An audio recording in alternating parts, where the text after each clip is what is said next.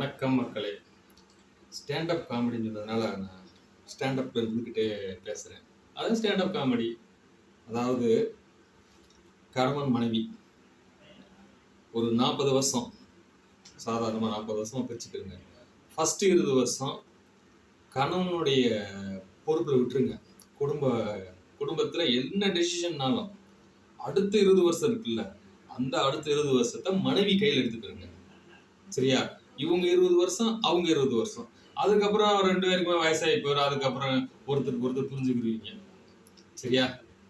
ஒருவேளை மனைவி முதல் 20 வருஷத்தை நான் எடுத்துக்கிறேன் அப்படின்னாங்கன்னா நீங்க விட்டு கொடுத்துருங்க. அவங்க முதல் 20 வருஷம் அவங்க கலக்கட்டும். அடுத்த 20 வருஷத்துல கணவன்மார்கள் அவங்க டிசிஷன் எடுத்து லைஃபை அப்படியே லீட் பண்ணி கொண்டு போகட்டும். இது ஒரு நல்ல ஒரு தெளிவான முடிவு அப்படின்னு நினைக்கிறேன்.